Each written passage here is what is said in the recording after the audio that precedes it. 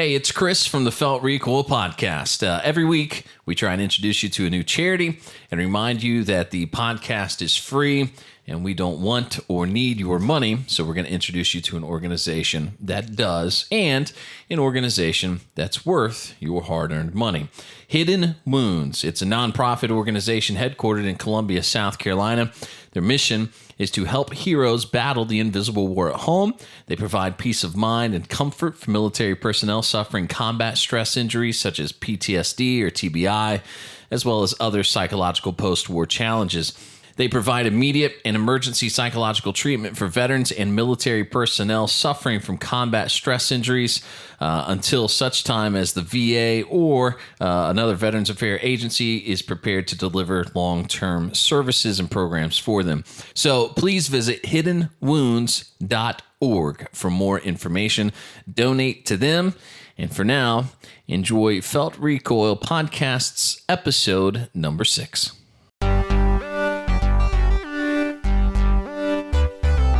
This is Felt Recoil. Felt Recoil, episode number 6, and the music is called JJ. I don't particularly love it because I feel like I should be playing either Centipede or Mario Brothers, but I should have asked this before we started. Our guest's first name is Jay. I'm not going to guess at his last name. Kaczmarek. It's close Rockefeller? Kazakhstan? Yeah, it's Kyrgyzstan in the office. It's Kyrgyzstan? How do you even want to say what your last name is? I don't know. Kaczmarek. Kaczmarek. Yeah, you got to forget the C's there. It screws everybody up. Jay Kaczmarek is with us. Jay is part of a podcast called the Almost a Show podcast. Mutual friend of the show, and so he's going to hang out with us. We're going to start with one question 5 times here in just a second, but first we're going to explain the rules to Jay. Jay, here's the way it works, okay? All right. Obviously, we don't talk about where we work simply for the reason of keeping it separated. Right. So if you don't want to talk about your professional life, don't. We don't care, okay? Right. Gotcha. But if we hit on anything else that you just don't want to talk about or you think is stupid, everybody in the room gets one I'm over it. Gotcha. Okay? So Gotcha. use your flags to throw. Yeah. they are the red flag of shut up, you're boring me. Gotcha. You just say I'm over it. I'm over it. And we move on. All right. Fair enough? Fair enough. All right. So one question 5 times. We'll start the show right after Mom Gripes. Oh, The first edition of Mom Gripes. Man, I'm in good company. Got the first edition of Mom Gripes. We said let's just really make if Jay's going to come on and he's on a show called Almost a Show, let's make ours actually a show. Gotcha. Actually, new name of the show, Actually a Show podcast. We will ride the coattails of the Almost a Show podcast and the audience they've built. I think that's got legs. Let's do that. Okay. So I got a message from my mom. Apparently, Patrick referred to me as an SOB at some point during either last week's show or the week before, Which I don't remember. So no more doing that. It's Mom Gripe number 1. I'm not saying I didn't. Right. I'm just saying I don't remember. I was trying to explain that in the Will Ferrell era of comedy, it's kind of just a thing people do. We're like, you son of a... But, she pointed out that she is my mom, so... Surprised your mom listens. Ergo, you're talking about her. What are you trying to say about me and my mom? Jay, I'm surprised your mom even listens to this crap. My wife does not even listen to the podcast that I'm on, so... Does your mom have anything else to do with her life? Terribly bored woman, is she? I'm sure your wife... Your mom is wonderful. My mom has decided... So you'd think. ...that because of this show, that Kris is a bad influence on me. If only she knew. Right. That was his message. How that relationship really works. That actually happened. If you go back and listen to Test Run, the first time we were trying to get the studio set up, there's a very good explanation of his mom getting on Facebook to say that Kris is not a quality person to spend any time with. You guys have good moms. I digress. Wow. So every week, if we get gripes from the moms, you'll hear about it here. I'm just happy somebody's listening because so far, honestly, it's felt like a complete waste of time. I saw the analytics. You guys are doing all right. You guys are doing good. All right. Yeah, that's our moms listening over and over and over. That's right. JCAS. All right, so don't forget, you get one, I'm over it, and then we move on. Got it. And that'll include if I get overtly out of control on something, just say so. All right, one question 5 times. You did get these in advance. I did. So It would have been a lot cooler though if I was just like, "Oh my gosh, never heard this before," and I was just able to like rapid fire. Should we these not off. tell people? Well, let's pause for a second because I kind of feel I don't want you to be on the spot. Like, if you say what's the one thing Right. over and over, I kind of feel like a heads up is warranted, but maybe not. I don't know. Play it out. I don't think I could do it without having a little bit of advance warning. 'Cause some of these questions are pretty tough. Were they easy for you? Is that what you're saying? Like right off the bat, No, you knew just- your you answer gotta earn mainly? this seat. Not everybody's going to be a guest on this show, so if they're coming on, they better be prepared. This First is of all, the no spin He zone. is buttering us up right now. I don't think so. I think he thinks very highly of himself. You should probably know you were the 4th person we called. Just happened to be free this Wednesday. Who else do we know? Okay. Yeah, I don't know. We're going to have to give that some thought. I kind of like maybe... Well, they would know now if they've listened at all. Right. It would be fun maybe if we had a bonus question each week that we changed up Like a per the wild guest. card. Yeah. Yeah. We could do one That'd be specific. pretty telling, That'd be though. You get somebody in here and they're like, so what's this segment? Right. And they have no idea what we're talking about. But you could also like play it to the guest. So with Jay, we would know what some of his hobbies are, and we could go, what's the one fill in the blank thing that everybody would, what's the one thing, and then certain guests you could really mess with and be like, so here's your specific question. What's the one alcohol addiction program you think everyone should use because you need it? Hey, what's the one soap everyone should use in the shower? Where can you get the best clean needles? Right. What's the one drug no one should try because you obviously get addicted the very first time? Okay. Seriously, though, one question 5 times. Here we go. What's the one gun everyone should own? Glock 19. A man after my own heart. Okay, why? You got to justify each answer. I've kind of ran the gambit of a little mouse gun to carry to a Smith & Wesson revolver. I carried a full-size FN before, 45. And that Glock, for the weight, and if you're not a little girl about it, you don't really care about the width all that much because you got full capacity on magazine. 4-inch barrel helps with accuracy. I think it's just the perfect all-around gun, and it's good for the wives. It's not too big that they're typically women's hands are smaller. Sexist. Yeah. Right. You're that guy. Yeah. I'm going to get going for my wife. How much that LCP? What you got in pink? What you got? 25 auto. That's all I'm going to let her shoot. Yeah, and it's got enough weight to it too that you don't mind carrying it, but also you can throw a light on it. It's a good home defense pistol as well. So I think it's just a good all-around gun where you're not compromising really in any direction. Are we keeping track of these so that we can like tally this? Because right now that's number 2. That's 2 in a row. Who was the other one? Last week, Chris Harrell. You could ask your mom and she could tell me. Since they listen. Yeah. Hey, a mom joke. I like it. I'll ask your mom in the morning. I was going to say we could have played the Matt Best video from recently, but we played it last week, so I don't want to repeat ourselves here, which apparently we've already doing. To get real nuanced about it, Gen 3, Gen 4. Gen 4. Gen 4. All right, I'm with you. What's the one album everyone should own? Give Up by the Postal Service. Okay. Can't say I've ever heard of it. Lost me on that one. Enlighten me, please. So the Postal Service is a collaboration of a DJ down in LA and Ben Gibbard from Death Cab for Cutie. Have you guys heard of that band? I have. Yes. Yeah, Pacific Northwest based. They just sent each other. Ben would record the lyrics and the beats would come from, I don't remember his name, from down in LA. And they did it literally as like, we are going to make one album. Oh, really? And it's incredible from beginning to end. So it is one of those albums that you can start it and play it all the way through and not feel like I need to skip over any particular song. So it was intended to be a side project? Yeah, it was a side project because this guy was doing whatever, producing and stuff in LA, and Ben Gibbard, Death Cab for Cutie is a real popular band. So has it taken off and now they're doing more? Or is it, no, this album is like from 2003. Okay. Yeah. And nothing since? Nope. They held true to their word. Yeah. Okay. That's pretty amazing. About 4 years ago, there was some talk about maybe doing another one, and they just both decided that, no. One and done. The first one is what we wanted to make. I guess I know what I'm listening to on the way home. Yeah. Not to completely derail it, but that's similar to, I got into a show called, I was really into it. I kept bugging Patrick to watch it. Big Mad fan. Dogs on Amazon Prime. I said, man, you gotta get Amazon Prime. Just watch Mad Dogs. Right. It's amazing. Michael Imperioli's in it. Really good cast. Billy Zane's in it at the beginning. Just so good. And then it went away. And I was waiting. And then as it turns out, it wasn't a series. It wasn't designed to be a series. It was designed to be 10 episodes of something and wrap the story up, which I felt like they did, because I was definitely saying to myself, well, how are they going to do a second season? Right. But it turns out they weren't. And but it's really good. So I like that. That's cool. What's the one book everyone should read? Bonhoeffer. I think it's Pastor, Martyr, Prophet, Spy. It's like a biography Okay. of Dietrich Bonhoeffer. Yep. Incredible. Really brave guy. Yeah. Super insightful too. Just like how to conduct yourself as like a good human being on planet Earth. Like aside from all the stuff that he did to kind of quell the whole Hitler movement. Right. I was going to say a little bio on him was he was caught up in the Nazi regime, but opposed on a moral level. But even growing up, like a good family and really didn't put the kids too high within the family, which really taught him to be thoughtful. Right. Like not just talk for the sake of talking, but if you're going to say something, make sure it's something insightful. With substance. To say. Yeah. Did you hear that, Helon? Yeah. Helon, did you hear that? Was that directed? Shut towards me? up. Yep. All right. What's the one movie everyone should see?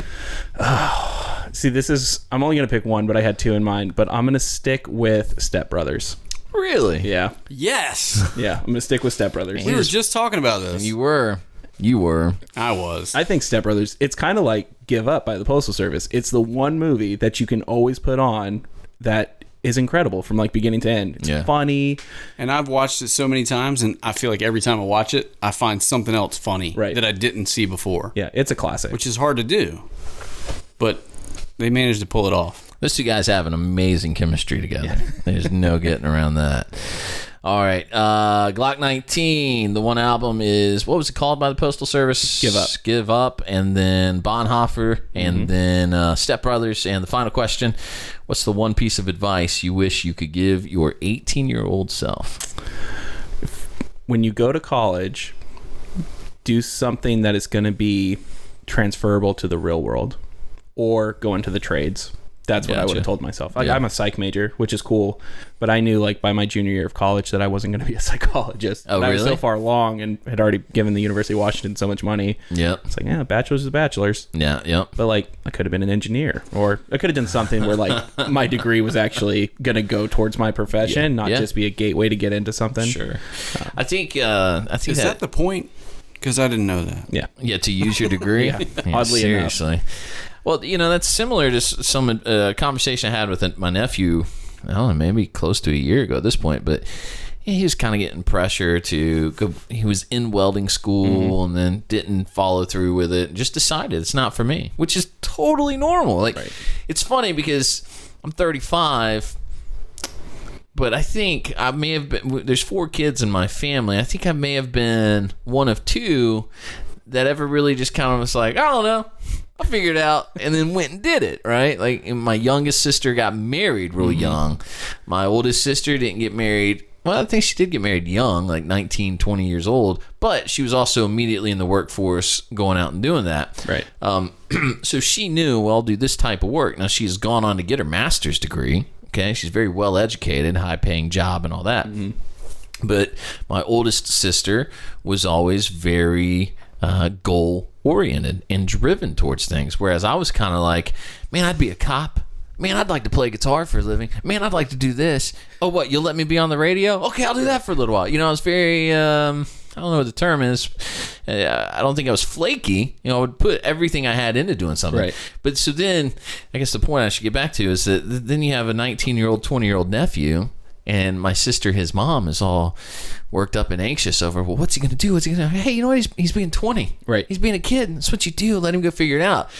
And so my advice to her and him was, you're only wasting money if you're in school for something you're not sure you're even going to do. So I would say, go spend 10 years in the workforce and go back to school, and you're probably more well served, because then you have an idea of, this is something I could do that I'd be passionate about, and then I'd want to do it. And I don't think you have to necessarily have you ever read The Power of Habit? So there's a great story in The Power of Habit. Oh yeah, you told me that on Facebook the other day. Sorry. So there's a great story in Power of Habit where the guy talks about I brought my passion with me. And I know you guys have both read that. I don't know how you interpreted it any differently than I did, where I take that as, if you're put in a position to do something, find your way to be passionate about it. Be proud of the work that you're creating. Yeah. So bring your passion with you, and you'll be that much better at whatever it is you're doing. Right. So I don't want to say that, you have to be passionate to do something. You have to be passionate about it. I think you bring your passion with you. You end up in a role, and you execute, right?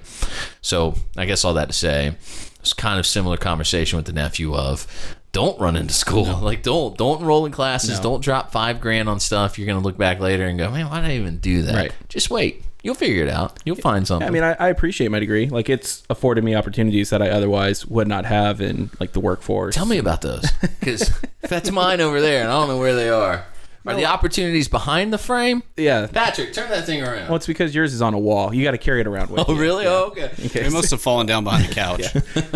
It's like a gear check for academia. It's like, you got your degree on you? It's like, I always carry my bachelor's. It's right here. Anyway, all right. So the advice in a nutshell, give it to me again, was wait it out on school? I don't want to say wait it out. I guess wait it out until you know what you want to do. How about this? Figure yourself out before you pick a major. You don't need to go straight to college from high school. I think that's a really, and that, unfortunately, that's what, and I was a college advisor for a while and turned a lot of kids away from school, which is why I'm no longer a college advisor, because the university didn't really appreciate that. It's like, you're 18 and want to be like a philosopher. You don't need a philosophy degree for that. Right. It's like, well, that's what I want to go to school for. I'm like, well, make that your hobby. When you were in school, you can do that for free. You don't have to pay us anything. And what's odd enough, no one's going to pay you to be a philosopher. And I wish you had been at my college. Yeah. Right? Save me a whole lot of money. Yeah. When you were in school, did you ever get annoyed at your professors that told you they were whatever the major was? Meaning, I had a professor that taught freshman level philosophy, and he would tell us he was a philosopher, and I'd go, yeah, but you're not. You're a teacher. Me too. I don't know if you know this. Yeah, exactly. Me too, buddy. I'm studying it right now. Mm-hmm. But yeah, he would do that, and then you have professors that go, well, I'm a political scientist. And I go, no, you're not. You're a professor. Right. Okay, you've been published once. Right. One publication does not make you. Right. You need to do it over and over and over again to prove yourself. Do Facebook posts count as publications? Excellent point. Because if they do, I'm one too. You're a professional instigator. I'll give you that much credit. Fair enough. Yeah. That book behind you, The Patriots' History of the United States, my Dr. Allen, who's a co-author of that book, actually taught two of my history classes. Really? Yep. Fantastic. Yeah, we were outnumbered. Sent back. I have my copy signed. Oh, really? Yeah. So two of you were outnumbered, huh? Yeah.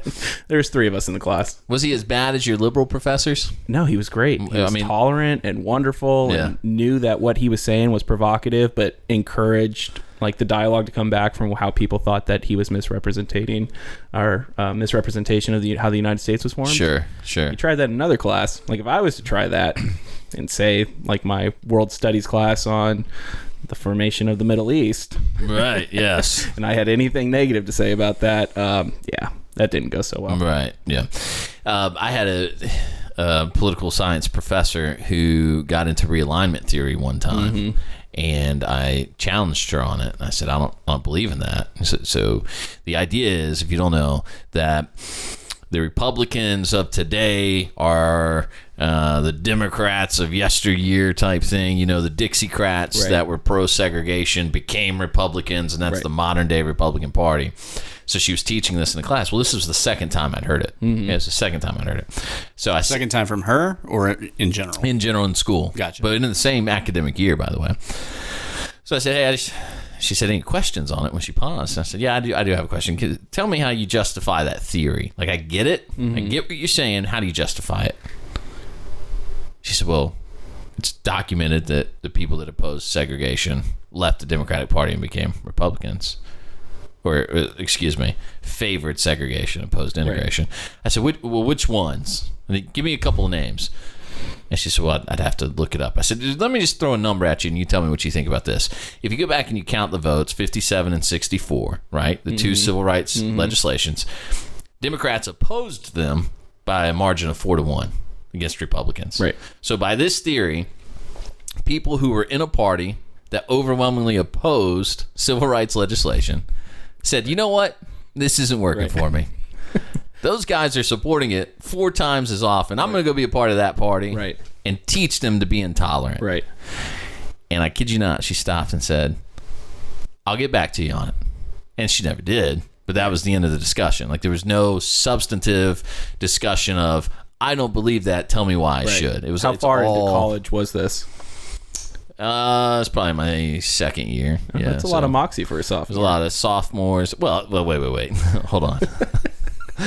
Let's explain my college career real fast. He wasn't 19. Yeah, I wasn't 20 years old. I was more like 34-ish. Gotcha. 33. He was actually older than the professor. Right. Yeah. Gotcha. So, I did radio for basically 12 years. Let's just put it that way. From 22 to 34, I was in radio full time, basically. And then, but around 31-ish, 32, the radio station I was working for shut down. So I got a job working remotely for a company out of my house. We moved because my wife had a job that required residence in our hometown, which was great. So we moved back home, and I enrolled in school and said, I'll finish my degree, I'll do this other work, and blah, blah. That's how I got a part-time job at a gun store, and then I was working remotely on the weekends, yada, yada. Gotcha. The point is, the other side of it is I was 28 when I got my first news talk radio show, but that was once a week. So I was steeped in politics and studying and a lot of research, a lot of book reading for the sake of the career. And mostly that's why I chose political science as my major when I went back, because I knew it'd be a cakewalk, which it was, because most of it was, I know that. Yeah, I know that. Legit. Listen, I came out with a theory out of college that your degree means nothing because they're not teaching you anything. They're literally classes, and not freshman level classes, that are studying the 3 branches of American government. What are they? And these are your political sciences. So anyway, all that to say, I'm with you. I can't imagine, because I was here in South Carolina, a very conservative area by concentration. But I think one of the things people don't realize is that most of your college professors have migrated. Right. You hardly ever have a college professor who was born and raised in the town they're teaching in. They've traveled all around. They grew up somewhere else, and now they've relocated for the sake of the job. Right. They got enlightened somewhere else. Yes. Now they can come back and Which they'll tell you. That was a cute way to put it. Yeah, enlightened. All right. Okay, great 5 questions, or great 1 question 5 times. Let's go into the Chicago 4. And if you're not familiar, which I don't know how you would be, you live under a rock of some sort. But basically what happened is 4 Chicago residents, all black, by the way, and it's important, kidnap a special needs white man and torture him. And they tape it and put it on Facebook, tell him to say F Donald Trump, and they say F white people, and yada, yada. And it's pretty amazing to consider that's the day and age we live in. I'm not really sure if you guys agree with what I'm about to say. So just speaking for me, I think this is a direct result of this culture that's been created where A, even the police are bad guys, and B, every black person in America is being taught by the highest authority out there that they're oppressed simply because of the color of their skin. And I would say, I'm very optimistic, that 80% of them understand that it's hogwash. But then when you get 4 goons and morons like this, then that onus of saying it's not true is now on you. Like the president, Nancy Pelosi, and all these idiots that of the same ilk, aren't they obligated now to prove to us that it's not their fault? Like, how do they not take blame for this? So here's my question. Has the president or anybody else that you would say would be the influencers of this behavior spoken out against it? Because I'm not aware if they have. This is a legitimate question I'm asking. Not that I've heard, and not to mention he just went to Chicago for his farewell address. So he was in town. Right. And you know good and well that had it been 4 white people beating up on a black guy, you know good and well that had a black man tried to kill a police officer and that cop would have shot him and killed him first, a la Michael Brown, right, that the president would have gotten up and said, we have to fix this. We have to fix it. So when a black man tries to murder a police officer and the cop shoots him first, the president is willing to say we have to fix that. But when 4 black people torture a white man purely based on political reasoning, he has nothing to say about it. Yeah, I think his response was along the lines of, nobody can condone the actions, and I think anytime you put a but into a sentence, you negate Right. the first part Right. of what you were saying as not important. It just highlights how deep the racial divide has become in this country. And so Well, he just said in his farewell speech that their race relations are the greatest they've been in 30 years. He's or an whatever. idiot. What did he say? He is Something along absolute those no lines. terrorist attacks either. Yeah. Right. And no scandals. No scandals. No scandals, no terrorist attacks. Race relations are just fine. The earth is healed. The waters have receded. It's now, As we expected. Thank you. Mission accomplished. here's an interesting thing.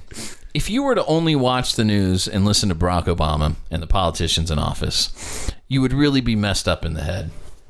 I find myself, as of late, purposefully looking to interact with black people because the only ones they'll show us on TV are absolute morons. Van Jones is all over the television. Don Lemon's all over the television. And you start to think, do all black people feel as stupid as Don Lemon is? Do all black people think that America orchestrated 9/11 like Van Jones does?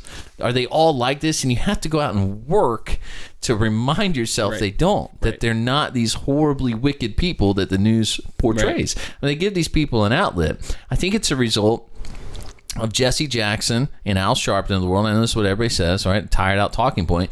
But when you go around and you tell everybody you're a victim, you're a victim, you're a victim, well, everybody starts to believe you, and then they feel like they have the victim card and the race card to do whatever they want. Right. Why would you not? I'm a victim. Right. Right?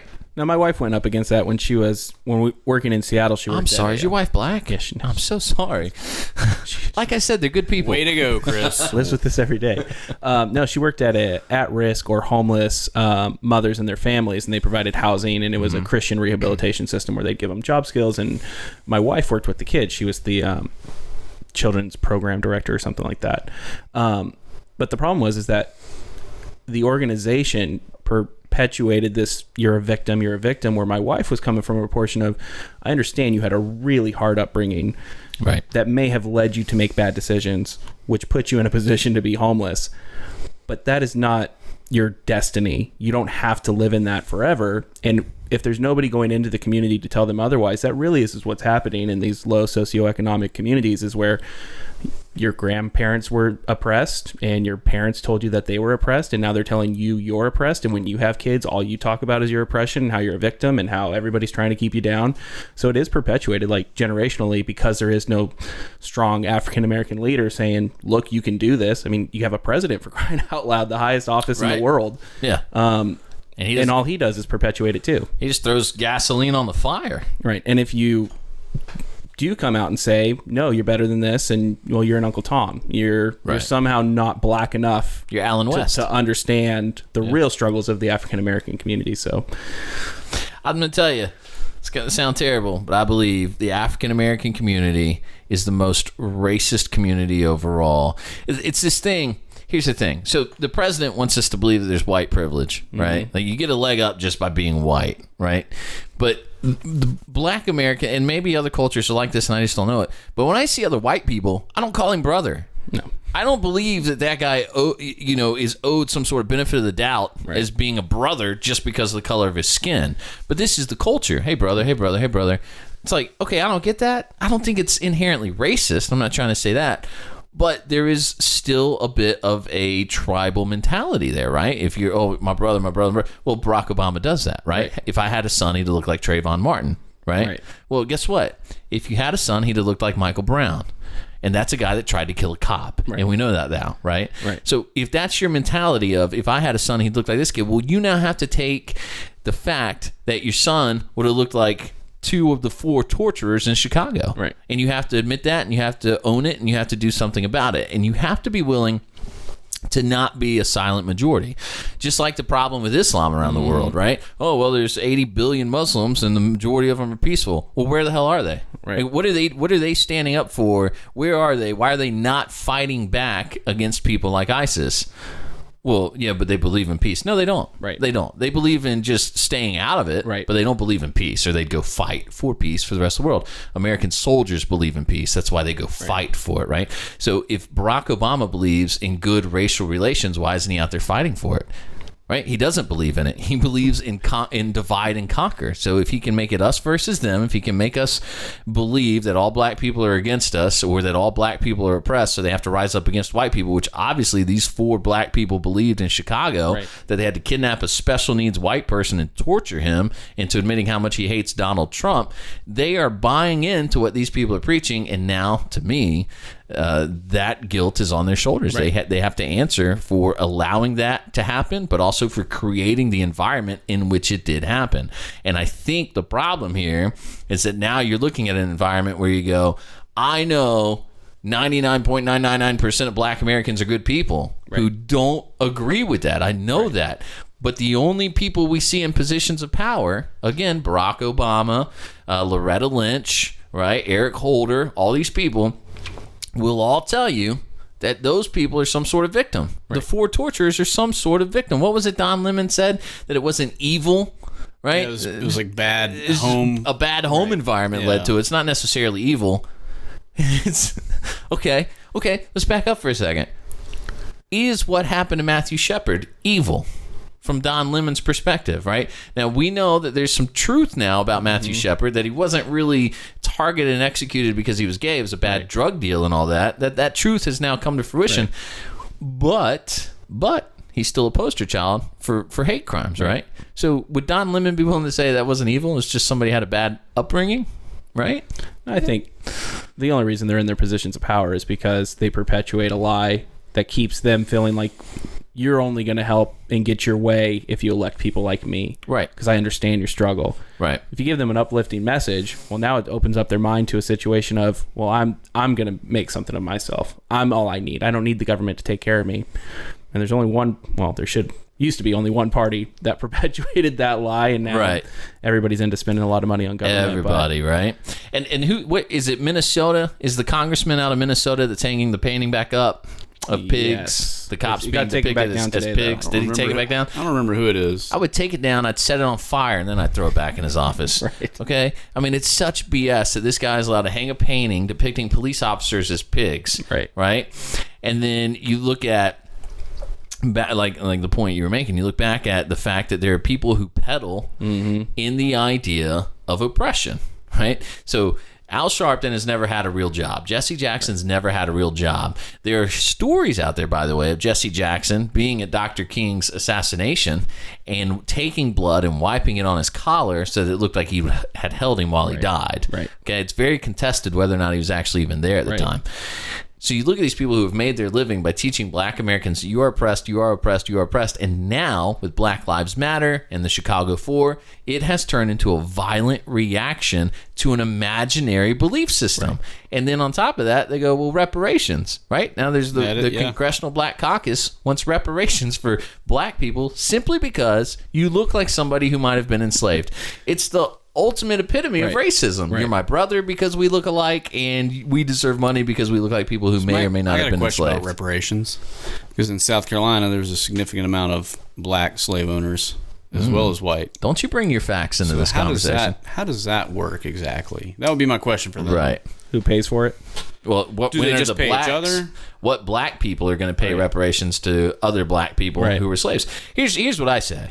And I'll stand by this 1,000% till the day I die. I've never had anybody convince me to not believe this. Right. I will be 100% in favor of reparations for black Americans when all African Americans pay reparations to the Jews. When African Americans give reparations to the Jews who were slaves for thousands of years in Egypt, which is in Africa, and you claim the whole damn continent, so now you're on the hook. You have to pay reparations to the Jews, and when the Jews get their cash, I'll give you yours. Right. And what tribe of Indians going to pay the other tribe of Indians who took the land from them before we came and took the land? Right. The Indians all slaughtered. Well, you know, like the book you were telling me, they all slaughtered each other. Like I'm so over that argument of, well, we came in and took the land from the Indians. You do understand that the black, and again, straight from that book, the Blackfoot Indian tribe told Lewis and Clark, we will kill you if you deal with any other Indian tribes. Right. We will murder you, your entire party, and you will die. I'm trying to figure out the interest rate right now on the Jews getting their reparations. I think they'll probably just take a easy 1.5% to 2%. I don't think they're going to be real picky. You know, Here's the thing. Make it a nice- Compounding. Right. interest, yeah. We're gonna open. Make it a nice round number. No, it's gonna be real easy. Ready? We're gonna drill holes and open up all the pyramids. Okay. And they get everything inside. All the precious metals and jewels and all these scepters that were buried with all these people in the pyramids that they most likely built. Those go to the Jewish people. They divvy the money up. It's going to be in the billions, I'm sure. Right. And then we'll figure something out for the African Americans that believe they deserve reparations. Right. Because I didn't have anything to do with you being enslaved. You know what I'm saying? And I happen to read and believe in the writings of people who thought you should have been free at the time anyway. Right. Which I have a really strange argument I'll bring up, and then we'll move on. There's this great debate of why did they own slaves, right? How could Washington have owned slaves, and how could Jefferson have owned slaves? I don't know the answer, right? And I wouldn't justify it by any means, but I will pose this.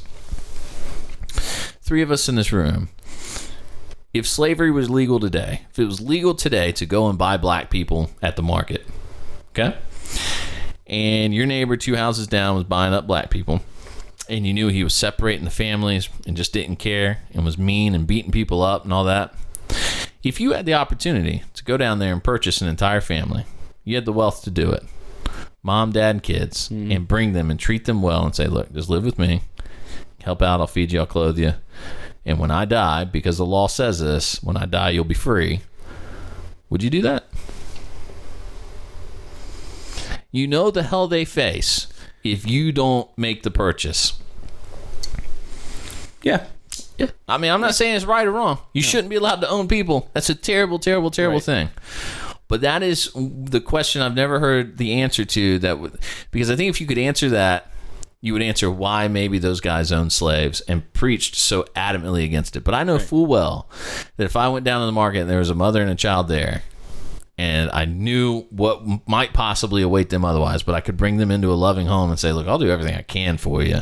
I don't think you should be in this position. Right. I think I would. All right. Very Everybody noble over? of you, sir. Okay. Yeah. I'm very I would own black people. I'm cool. All right. It's terrible. Wow. I know. Right. All right, let's talk about new guns for shot, okay? Everybody got a list, Yep. right? Everybody got the list, and so I'm going to run through a brief description of the following firearms, and then we'll talk about which ones we would. Everybody's going to pick one, right? Yep. Kosher? Cool? Kosher. Sure. All right. So first, the CZ P10C. The description from CZ's website is, many years in the making. We're pleased to announce the latest addition to the CZ line of handguns, the P10C. Much more than just our take on the striker-fired pistol, the P10 is decidedly CZ from the way it feels to the way it shoots. Okay. I'll say this about it just by looking at the picture. Thank God it actually has a slide. Because all those 75s where you have to have like midget fingers to even work the action, I can't do it. But this one's looking pretty good. Looks like might actually have some meat to it to grip onto. Kind of looks like a Gen 4 Glock. It has front slide serrations, which I think is a good thing. If a Gen 4 Glock and an MP had a baby, I think this is that gun. Right? That's pretty fair. Yeah. Yeah, all right. You can go to facebook.com/Felt Recoil Show, and we'll post links to all these guns, by the way, so you can see them too. It's already up. Just go click it. All right, next, the Smith & Wesson M&P 9 M2.0. Every fiber of my being wants to call this the Mod 2. I really have to exercise restraint. I don't think they'd every appreciate time. that very much. I don't think they would, but it definitely has grip zone because they've stippled the grips. It's very aggressive grips. Comes with 4 back straps, by the way. From their website, it says the M&P M2.0 pistol is the newest innovation to the respected M&P polymer pistol line. Designed for personal, sporting, and professional use, the M&P M2.0, that's just a lot to say, delivers an entirely new platform, does it? Introducing innovative features in nearly, Jay's shaking his head no, innovative features in nearly every aspect of the pistol, including trigger, grip, frame, and finish. Highlights are the chassis, an extended stainless steel chassis, high grip to barrel bore axis ratio for reduced muzzle rise and faster aim recovery. If you know what any of that means, I don't want to be your friend, by the way. Jay, are you crying right now? What's going on, buddy? I don't know, because I work in advertising. I write copy and stuff like that, and it's a polymer frame with a metal slide on top of it. I mean, honestly, They've been making guns like this forever. We're gonna come back to it. What is it? Hang on a second, because let me correct the record. Oh boy, this gun is a little different than most of your polymer frame guns. Okay. In that there is actually a steel frame underneath the polymer frame To add weight. and rigidity. So it's a little different than probably every other one. I mean, you could take a Glock frame, take the slide off, take the guts out, and you can actually torque the frame. Right. You can't do that with the Smith & Wesson. For the average consumer. The average consumer does not know that it's there, which is why I think if you look at the picture there, there's a couple little ports near the front of the frame, and I think they purposely left those open to illustrate the fact that there is steel underneath that. I think that's the only reason for it. I don't know if I'm right. That's absolutely just a guess, but that's the best thing I can come up with. I'll tell you this: average consumer wise, MSRP is $5.99. Okay, I've seen it on the store shelf at $5.50. Right. You are now legitimately going to have to ask yourself whether or not you're buying this or a Gen 4 Glock. Right. As the average consumer. Right. I know what my answer would be. I've handled this gun. It might be the one I pick. We'll get to it in a minute. All right, next on the list, Colt Cobra. Colt's legendary double-action revolver returns. The Colt Cobra makes Colt's triumphant return to the world of double-action revolvers. I think they already said that. Its small frame and 2-inch barrel make it ideal for concealed carry. The Cobra features all-steel constructions, as well as a rubber-wrapped grip that's been moved rearward to help manage recoil. Yeah, okay. That's really going to make a difference. You know, like if you shoot that snub-nosed 38 and you're like, man, if they would just move this grip back ever so slightly, it'd feel so much better. MSRP $6.99. Does the description, I can't read it from here because it's a little far away and it's a little small. And you're old. Does it say anything in there about thank you to The Walking Dead? Yeah, right? It should. We'd like to thank The Walking Dead for making people want these again. I've never understood the revolver in the sense of anything other than like a backup. I need it because I'm about to die, and I got my other gun got shot and burned in a fire. It was my first carry gun. And the show is over. We appreciate you listening and for telling a friend. We were going to do some other stuff, but Jay just really made us angry. I wasn't tactical. Excuse me, I'm not done. No, seriously, get out. I wasn't tactical. No, you don't have to be tactical. I just don't think they're comfortable at all. What drew you? Well, let's go there. What drew you to the revolver the first time? It was the ease of operation. I didn't have to worry about a magazine. Yeah. I didn't have to worry about the striker fire. I knew exactly how many bullets were in the gun because I could see how many bullets and accuracy, right? And I knew I could hit something from about 200 yards out with that snubby. You were trying to see if everybody was paying attention right there. All right, next on our list is a new line of modern sporting rifles from Savage. I learned. Can I use my I'm over it card already? Yeah. Moving along. Yeah, if you want to. You really want to? I'm kidding. Because I need you to give some insight here. Again, look, I handle the guns occasionally. I read up on them a little bit. But Patrick and Jay, you seem to be as well. You guys just kind of soak this knowledge up. This kind of stuff, for some reason with me, like if I don't really, if I'm not like, oh, wonderful, I'm going to forget it tomorrow, okay? So Chris is too busy thinking about owning slaves to use up any of his brain for gun knowledge. Listen, I'm probably going to have to do a whole hour of explanation. If anybody... Any hope we ever had for somebody to pour money into this is now gone. Yeah, guys, check the Instagram after show where Chris apologizes to everyone. Oh, you were going to do business with those guys. Go listen to episode 6 where he says he would own slaves. All right, I didn't. So, okay, let's get back into the routine here. This is the modern sporting rifle from Savage. I'm getting a little ahead of myself. That's why I'm backing up here. Savage, basically, the tag here is better comes standard. Jay, shouldn't it be better becomes standard? Do we agree with that? Like, wouldn't better becomes standard? Wouldn't that be more than better comes standard? Just is awkward, right? It's an awkward I know what position. They're trying to say, but it's not right, because the standard rifle is that much better, right? But couldn't you say better becomes the standard, or better becomes standard, and get the point across? Better is the standard. Jay, could you make some phone calls? Better is the standard. Boom. Told you guys the right copy. Yes, he does. All right, MSRP is $852 on the Patrol, mil spec upper and lower. No kidding. Savage says the new Savage MSR 15 Patrol is a step up from the mini rack grade M4 clones. Whoa. Rack grade. All right. I Anyway, just blacked out. it is chambered in 223 Wild, 5R rifling, blah, blah. Well, here's where they lose me. A Blackhawk handguard, pistol grip, and adjustable buttstock further separate the Patrol from all other MSRs. You know how it separates it in my mind? If I'm looking at AR-15s, I go, well, what's that one? He goes, oh, it's outfitted with all Blackhawk. I'm going to go, put that one over there, and let's move on. It has now been separated from the good stuff. But I didn't know, Patrick, they're owned by the same people? Yeah, Blackhawk and Savage are essentially one and the same parent company. Hey. So that explains the partnership here, which is why you don't see Blackhawk furniture coming from the factory on any other gun. No, I didn't know that. So It's the fact that it's how apropos. not exciting. The next in the line is the Springfield Armory Saint, which, by the way, comes standard with all BCM furniture.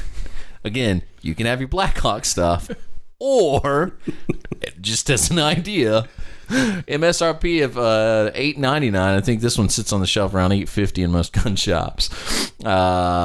Springfield Armory Saint. It says, like those who are unapologetic. By the way, real quick, speaking of marketing, right.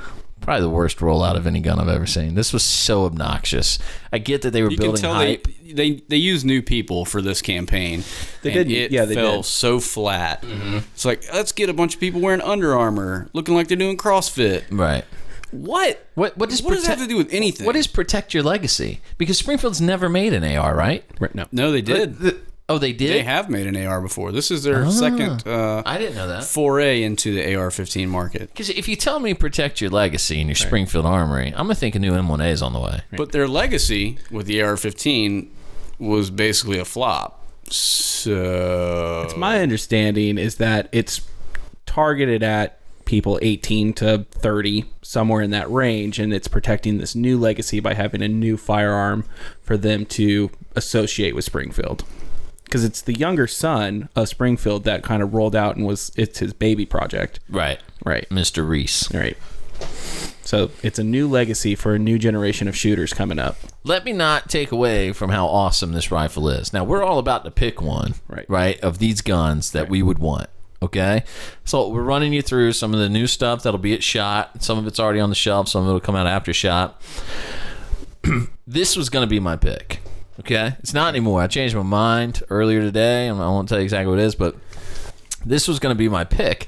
I've actually shot this rifle. It is fantastic. It's fantastic. It has a nickel boron trigger group. Okay, both the hammer and the trigger. It's awesome. It's so smooth. It shoots amazing. I love it. I love it. I love it. But the rollout was terrible. Okay. I don't want to beat up on the gun because the marketing was bad on it, but it was really, really bad. Anyway, Springfield says it's the ultimate refinement of the AR-15. Combines innovation like the AccuTight receiver mating system with the relentless execution of core features. What they're talking about there, I think, with the AccuTight receiver mating, I'm not sure if this is what that means. Q-Lon, maybe. There's that set screw in there. What do you call that? Is it just called a set screw? Yeah. So there's a set screw in your lower receiver under your pistol grip in this rifle, and it will adjust upward, and it'll sit on your rear takedown pin and keep it real tight so there's no wobble in the rifle. And that comes standard. I think that's what we're talking about there. Typically a feature you see in a little bit higher end AR lowers, I think. So do you have to loosen the set screw in order to separate the upper from the lower? No. You get it right where you want it. I got you. And then it's going to be real tight getting that back pin out each time. Yeah, I've got some. That's kind of the way you want it. I've got some FN lowers that have that feature on them. Yeah. And those are the first ones I ever had that had it. But I think when you get into your sort of upper tier guns, that might be a little bit more standard fare. With that feature, do you think this is AccuTight? Does that run through your mind? Every time you pull the trigger, AccuTight, bang! AccuTight, bang! I will say this. I was fortunate enough to be involved in one of their rollouts. Like on the day it was released, they came to a store. And as far as like feeling like you've bought a gun off the shelf that's ready to rock and roll, I don't think anything comes real close. Because they'll tell you, like... Daniel Defense will tell you that their selling point is no upgrades needed.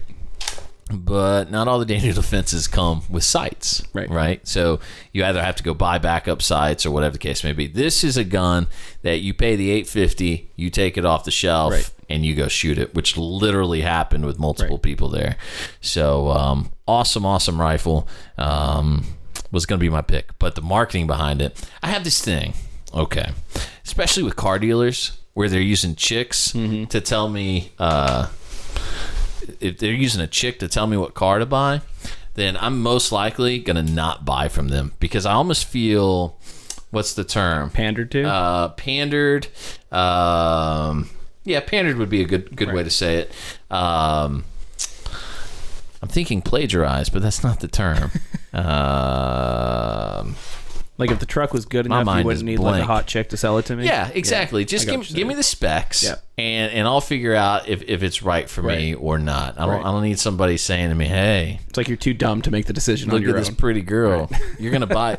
Like, okay, I don't think anybody jumps off the couch to go buy a car anyway because they saw a TV ad, right? But can you imagine being the guy that's like sitting on the couch with his wife, and the commercial comes on, and then you have to look at her and go, you know, she makes a solid point. And she's like, she wasn't wearing anything. I know, but that's not why. That's not why I want to go up there. I don't think she actually works at Truck Farm in Beasley Bay. Right. I know better, right? And now you have to explain it to her. It's the steel frame that I'm interested in. Right, exactly.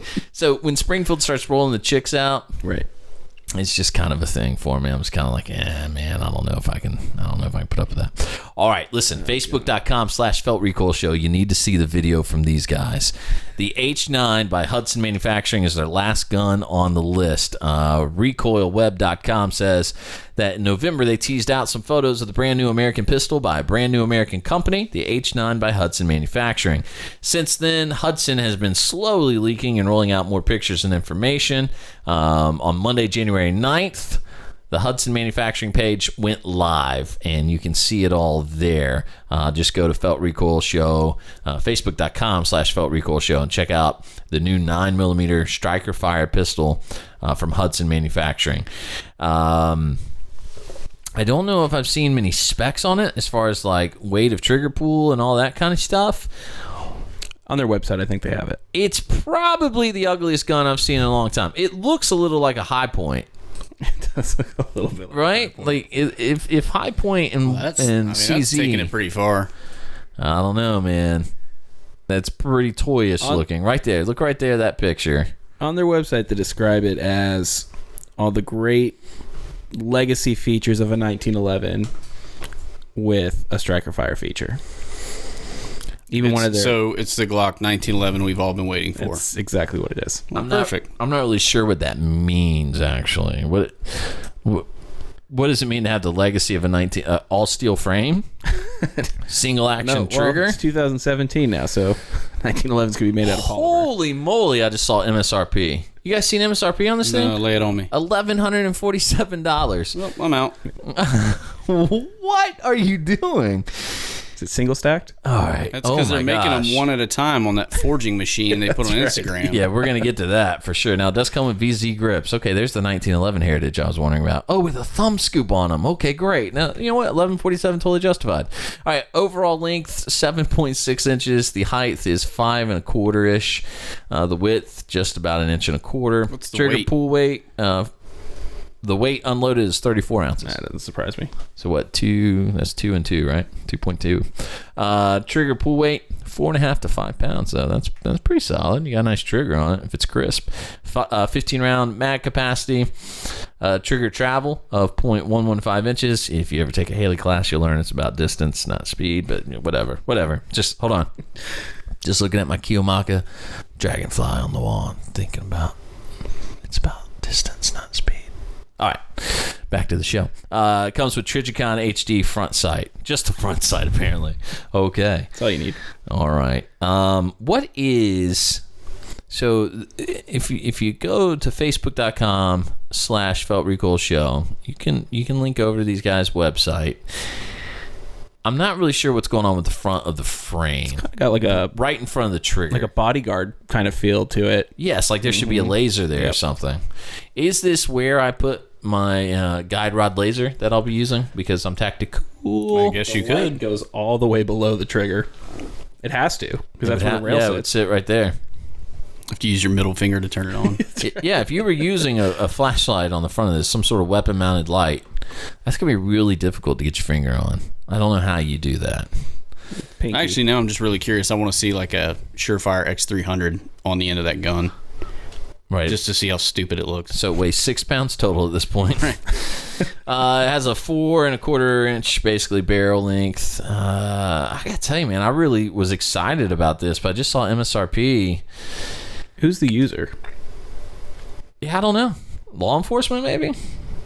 I mean, is that what do you call not that? At $1,100. No, they're wait, not. no, wait. What do you call that pricing that you quote the government because it can never change? Do you know this? GSA. GSA pricing. Do you know what that is? Is that right? So that's where if you quote the government on an item, you'll sell them. You're never allowed to change your Forever. price ever, right? As long as the contract runs.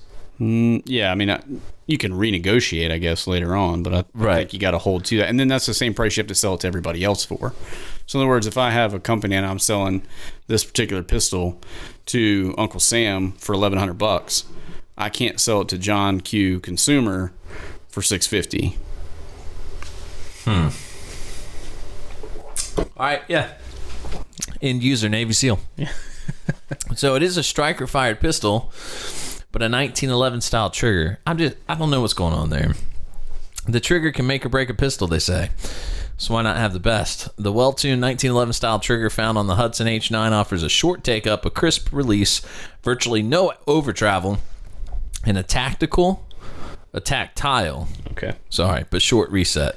It looks like it's not a fulcrum trigger like a standard striker fire pistol. It looks like it has a straight pull like a 1911. That would be pretty solid. I mean, this might surprise us all, and I love it. And I'm going to tell you, I love it mainly because of the video they posted that we put on our Facebook page. I was like, man, pretty killer. That's pretty cool. All right, so guys, you got to pick one. Which one are you going to take home out of those? Who's up? Me? Go for If it. you want, I'll go first. Go for it. I'm going to take the H9. I'm going to take it. Are you really? Yeah, because it's such a mystery, right? Right. I love the Saint. The Saint was going to be my pick. It's $850 on the shelf. Right. I can get that at some point. This guy, if you're offering me one, I'm taking the H9. I just want to see what that's all about. That's pretty cool. So just for the sake of curiosity more than anything else? Yeah, more than anything. I mean, so here's what I like about it. Just to be real fair to him, the grip angle looks to be exactly like a 1911, nice and straight. I like that. Okay, and then if the trigger is as good as they say it is, and it's a striker fired 9mm, yeah, I'm gonna be down with that. Yeah, you can put Punisher grips on the side. I'm sure you can use any. Yeah, and then change my last name to Kyle. Yep. Chris Kyle. Nope, you still be a douchebag. But I'm trying. All right. Anyway, yeah, I'd take the Hudson H9. All right, Jay, what you got? I'm gonna take the Saint just because I'm in the market for an AR. Yep. I like you. Sole reason. You don't have one currently? No. Then I think that's a smart choice. Yeah, Saint's the way to go. Although that's savage, let me tell you. It's a close second. All right, now seriously, the show's To over. last. The show is over. Get out. Second to last. All right, I'm going to take the CZ, and my reasoning is I like the P09 and the P07, which are their hammer-fired models that are going to be pretty similar in terms of how they're set up. I like them a lot because the grips are really thin. I don't have particularly large hands. So what I'm seeing from CZ, and again, I haven't put my hands on it yet, but what it looks like to me is if you took a Glock and you improved the ergonomics and you added those front slide serrations, I think you're going to get a really nice pistol, something that's really comfortable to shoot. The triggers in all the other CZs I've ever shot are pretty fantastic. That one's a 4.5 pound trigger, they're saying, by the way. I like that even more. Yep. That's great. Versus you're about another pound on a Glock 19. Am I saying it's going to replace a Glock 19? No, you're not. No, it's not. I'm Because still then the show would really be over, Right. like forever. exactly. Glock perfection. That's why I'm laying it all out there. Perfectly able to be modified. But this would probably be a really fun gun to take to the range, shoot in a class, something like that. So yeah, I like the CZ. Yeah, I can get down with that. Like I said, the only thing I don't like about the current CZs that you see most of, those Omegas or 75 Bravos or whatever they are, is they're so slim on the top. I can't rack the slide. It You hurts. got those big banana mitts. I don't know how you get anything done. You know what? You're lucky I'm not black, because right now, holy moly, it would be on. Like, seriously, banana racist. mitts. Very racist. Like I'm an ape of some sort. I meant like your fingers are like bananas. We know what you meant. White privilege. Tell you what, You and your white privilege sitting over there. next week's mom gripe from Patrick's mom's gonna say, "I really like those fingers." All right, moving right along, and from Chris's mom will say, "How dare you make mom jokes about Patrick's mom?" It'll be one big weird circle. All right, I want to talk about a California, Massachusetts gun buyer problem. Or is it a problem? I don't know. A scenario that played out that I thought was funny this week. Jay, you're new to South Carolina. Yep. Specifically in the upstate of South Carolina. He sent me a text and he said, "Hey man, I'm thinking about." Hold on, guys. I'm sorry. It is That would be problematic. right. Okay, there we go. We're gonna go on quick. Where are we at? Hold on. Mark my time. See how it's not counting for me? Oh, there we are. Can you not put a marker on it? 129. Isn't there a way to like I got it. It's all right. heard that lie before? Yeah. I didn't get it last week, but I got it this week.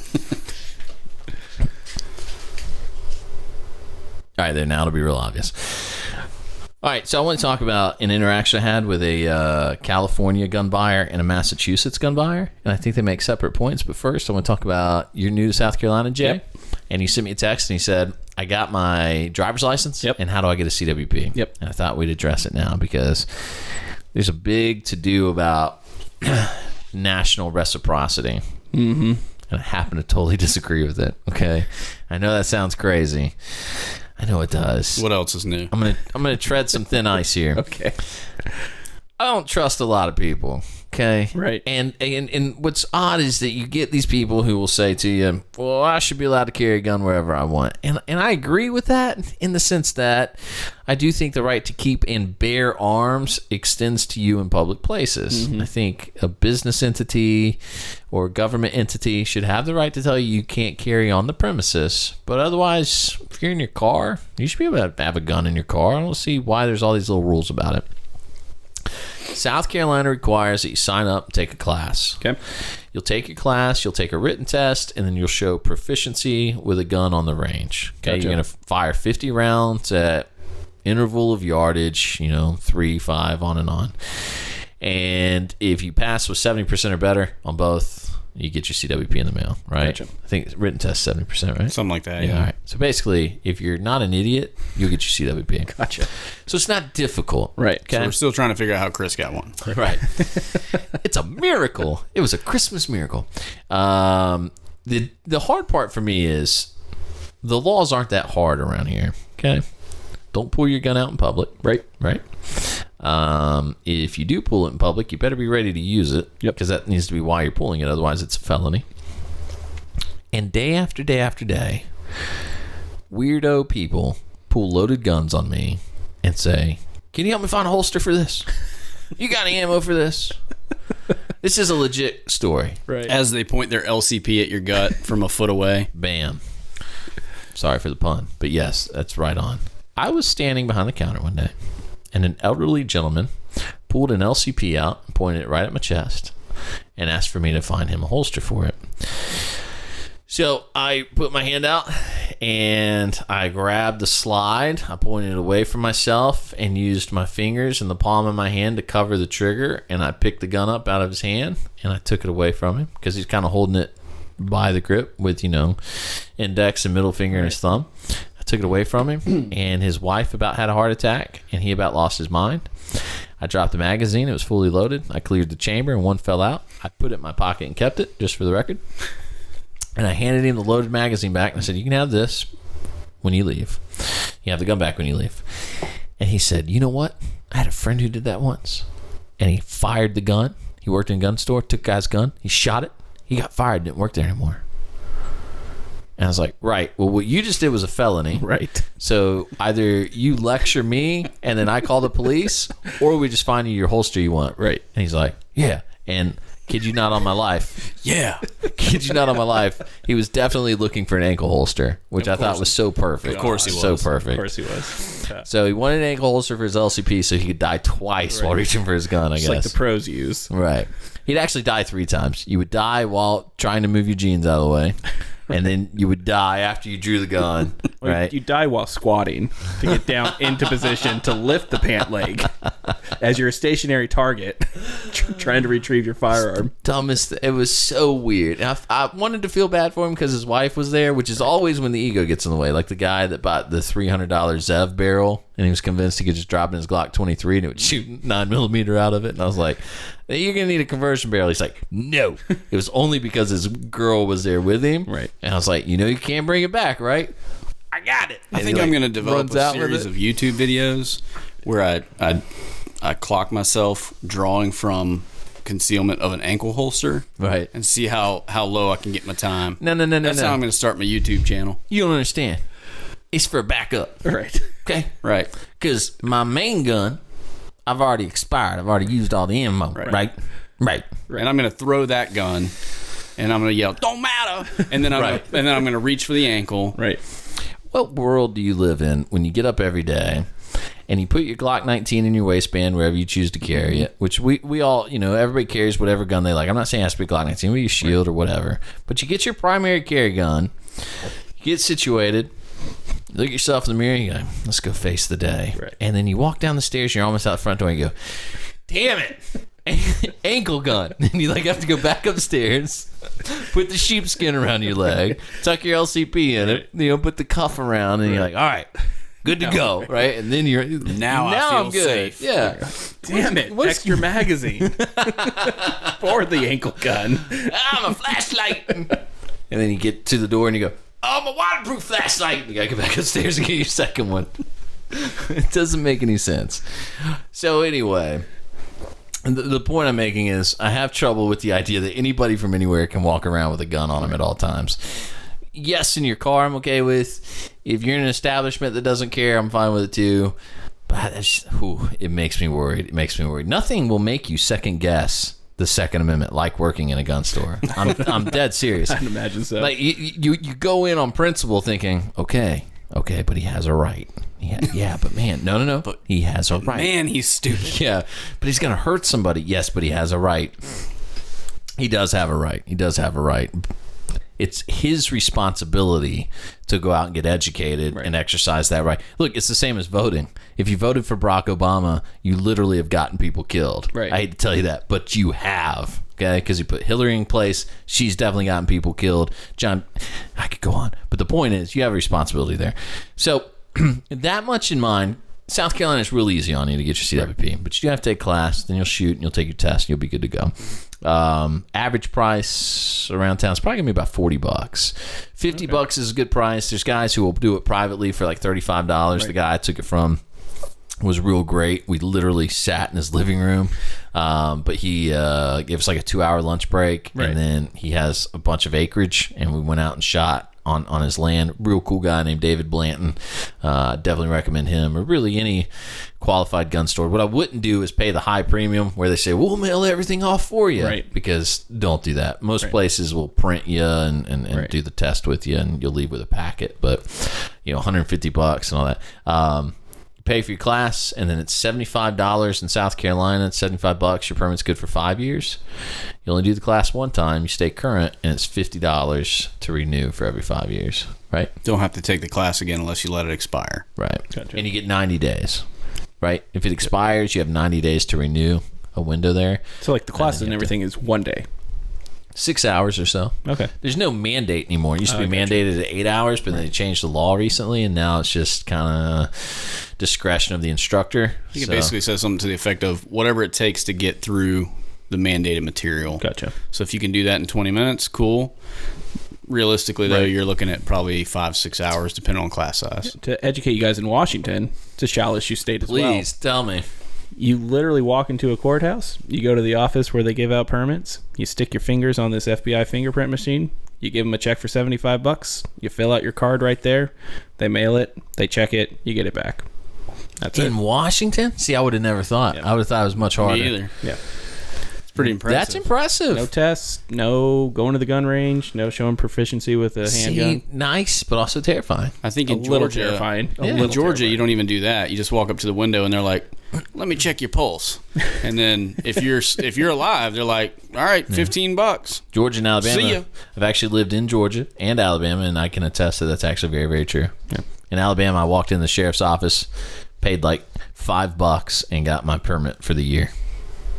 So they're only good for a year in Alabama, in the county of Jefferson County, because Mike Hale, who's the sheriff there, ran on the platform of, if you put me in office, I'll make your concealed carry permits less than $10, and he made them $5.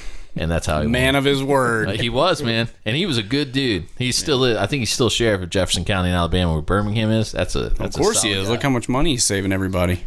right. Yeah, they love him for They're it. not They love him gonna. for it. They're gonna elect somebody else. All right, so here's my interaction. So what's interesting, you look at Washington and all that. So I get a call this week from a guy, and he says, hey, coming to South Carolina from California. I'm going to buy a gun while I'm there, and I'm going to leave it there and store it. And I was like, yeah, no. And he's like, what do you mean, no? I said, unfortunately, you're not going to be able to do that. He said, no, it's going to be a rifle. It's not a pistol. I know I can't buy a pistol. I said, yeah, you can't buy anything. He said, what? I said, unfortunately, you can't buy anything because think of it this way. And you guys correct me if you think this is wrong, because this was kind of spur of the moment thinking. But I told him, the state of California has determined what you're allowed to own. It doesn't matter where you are in the nation. As a California resident, the state says he's only allowed to own this. And because it's so convoluted, I don't think any other state does business with you. Maybe some of your border states, but out here, nobody's going to do business with you. You're not going to be able to buy anything. What? I said, yeah, seriously. He goes, okay, thanks. And he hung up. I think he thought I was lying to him. Like I was just trying to be rude. But I was just trying to break it to him gently, like, you live in a sorry state. I don't know how to tell you this. But It falls on the state that you're a resident of, for the most part. So, right. So California. Right. So how could you live there and not think that that's the truth? That's pretty mind-numbing. Right. Yeah, that's a good point. As they continue to stack more and more regulation on. Right. Let me throw something else in there that you just reminded me of. Folks, the guy behind the counter is just a dude behind the counter. Right. He's not a legal expert. He didn't write the laws. I mean, Come you on, imagine? Let's just put this in perspective, that you call the car dealership. Right. And you go, hey, car dealership, couple of questions. And they're like, okay. And you go, I'm thinking about buying a car. I'm wondering what the best insurance policy would be. Now, I know legally I have to have this. And the car dealer's going to be like, hey, man, wait. Call Geico. Yeah, you call an insurance company. No. You're a car dealership. You're dealing insurance. It's cool. Like, you have to understand that gun stores are employing a lot of part-time employees and a lot of full-time employees, but everybody has their position. Right. My position in my store is both retail, sell guns to people, but also make funny videos that, or whatever, make sharp looking videos. Right. That doesn't make me a legal expert. Right. It just means I have a good eye for seeing things on film. Right. So why some dude in California go, who's going to have the answer? Vermilion. I'm going to call that Vermilion kid. Couldn't be more wrong. Away. Right. So be careful with that. Here's the other side of the story. Got a message from a guy from Massachusetts to the store I work in, wanting to know if we would ship stuff to him. I said, no, unfortunately we don't ship anything. Well, then he gets heated and he starts to tell me he's a cop. I'm a cop. You can ship it to me because the laws are different for police officers. And I just ignored it. Because That's exactly why I'm not going to send you something. Exactly. Yeah. I wanted so bad to be like, so you're telling me that an employee of the state, an agent of the state, the law doesn't apply to? So to the underlings, to the subjects of Massachusetts, it applies, but to the agents of the state, it doesn't apply. Right. Like, who the heck do you think you are, you tyrant? He's a cop. He's a cop. That's who he thinks he is. He's a very typical... Sorry, Chris Harrell. He's a bad apple. He needs to be weeded out. But really, I thought, what a world to live in when A, your state tells you can't own anything, and then B, your state says you can't own anything, but guess what? These guys sure can because they're cops. We They trust qualified 6 years ago, and now they know all the best all-you-can-eat buffets. Cops. Did we just lose every friend we've ever had? Yeah, we did. Not every cop, just this guy. That's what I'm saying. He's annoying. You know, Greenville had our own version of this. Do you remember when they tried to outlaw texting? I do remember that. That was city- right after I moved here. The city started to say you can't use any electronics in your car at all, right? But the cops can. And we were like, nope, not going to happen. No, there's such a revolt that Nikki Haley wrote a law for the state and basically said, this is going to be the state law. And so the city said, oh, yeah, whatever state law is, state law is. Don't worry about it. Whatever state law is. So can you text and drive here? Technically, no. No. It's a secondary offense, though, right? Or is it primary offense now? I don't even know, to be honest with you. I think they moved it into a primary offense. I never do it, okay, Chris? That's right. So I don't know why you're asking me. Can I get lights on my car so I can turn them on to get through the intersections in Woodruff? Because I've seen some police officers do that and then turn them right off. Yep, that's true. That would be fun. Saw it today, actually. In Birmingham, Alabama, where I used to live, it's really bad. Like, it was bad enough that I would ask multiple people, and they go, yeah, it happens all the time. Right. Albeit it was Birmingham, so someone was probably dying somewhere, and they were going somewhere. This is Some Greenville. necessity. Right. Yeah, I think they he had was a- just trying to get to the Chick-fil-A. They had a little bit of something to worry about. All right. I think that's about all of it as far as news and brews and all that. Anybody? All right. Let's do a pocket dump real fast. right. And then I want to say, so I don't forget, we're going to ask Jay who we should interview next. If you have an idea, email it to feltrecoilshow@gmail.com, and we'll read the emails. We'll try and get those people on. We actually had a really cool conversation with somebody today. We won't say too much, but we might get you an inside look at some stuff coming up at a local brewery. That'd be a lot of fun. We're not real sure yet. I'm ready to get when drunk. that's going to happen. Right. Drunk and talk about owning black people. It's going to be great. We are so screwed.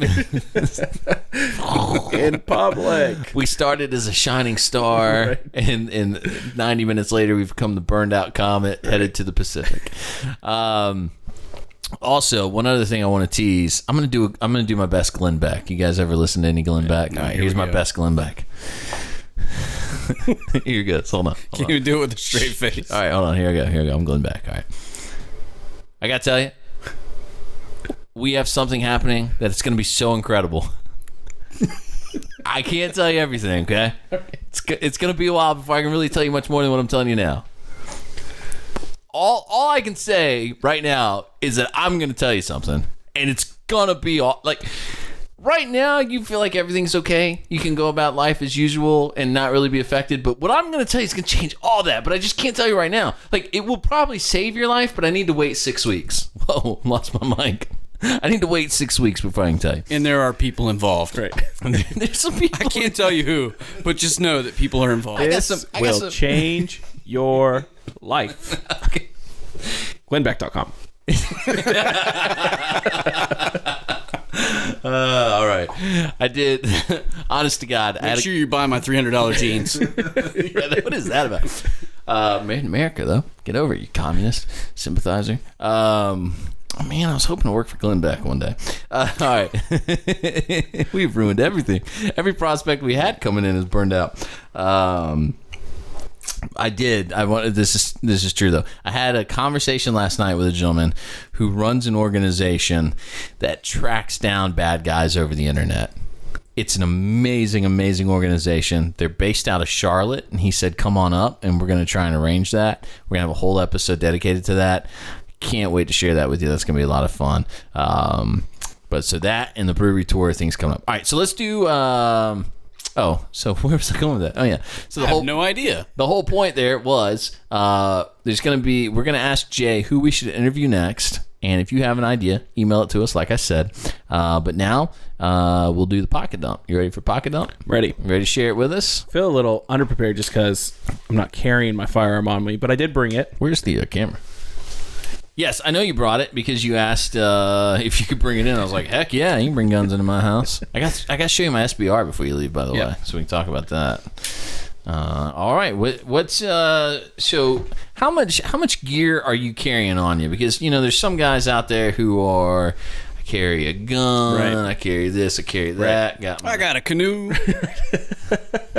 I'm very practical. So what I have on me right now is genuinely, if I'm not at work, what I carry with me at all times. So first one is knife. It is a Kershaw Skyline. I've had this knife for 8.5 years. Whoa. It's 2.5 ounces. It's a Chinese steel. I think it's CR18 3 MOV or something like that. It's a soft steel, but it sharpens real easy. So that's what I carry almost 100% of the time. I've had Spydercos. They've been all right, but that Kershaw is what I've had forever. Humble brag. I always carry a flashlight on me. This is a through night Tie 5. It's 5 lumens, 10 lumens, up to 100 lumens. And if you cycle through it again, it'll go strobe. Whoa. So I always have that on me. I also do not carry a full multi-tool, but I do carry, just for the screwdriver purposes, Victorinox Tinker. And mostly what I use this for is that Phillips driver. That's pretty classic, though. Yeah. That's very MacGyver of you. I thought it was the wine cork. Yeah. My wife and I do drink a lot of wine, but we have a little bit more sophisticated. When I walked in tonight, my dad and I were talking about MacGyver. Yeah. And how also, the toothpick comes in handy.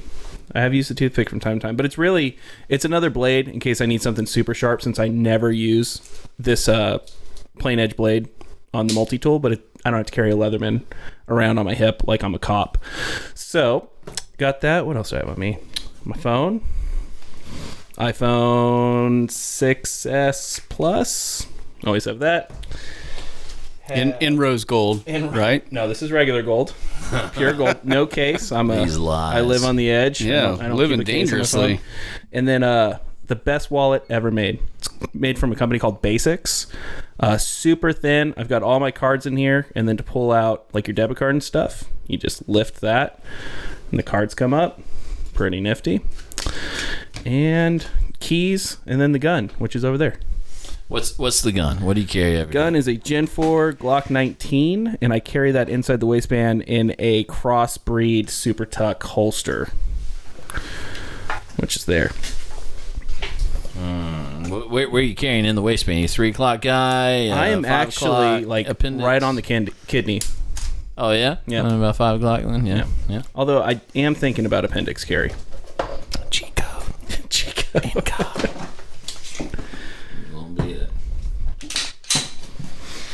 Nice. Oh yeah, the That's all old of Gen it. 419. That's right. Have you you ever taken any classes for it? You ever taken any Oh yeah.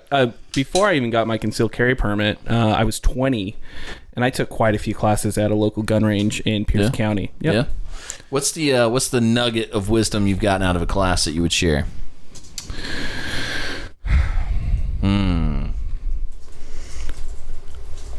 That you need to continue to take classes. I think that's the biggest thing. Yeah. Is you can become pretty dang proficient with that pistol, but until you actually have to use it, you better be damn sure that you know exactly what that draw is like and what it's like to put it on a target, and Never stop smack learning. tap racket and go through all those, put dummy rounds through it, and you have a failure to feed, failure to fire. How do you clear it? How do you get it back up and ready for operation again?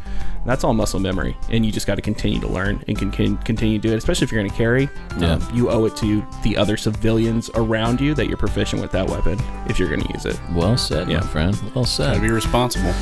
All right, we'll get pictures as we always do. You can go to facebook.com/Felt Recoil Show. Also, search Felt Recoil on Instagram. It's probably where we're most active. So follow us on Instagram and see the behind the scenes, as it were. We're going to ask Jay who we should interview next. You can catch that there, and catch a picture of Jay with his everyday carry /pocket dump. Okay, all right. See you next time for episode 7 on the Felt Recoil Podcast. This is Felt Recoil.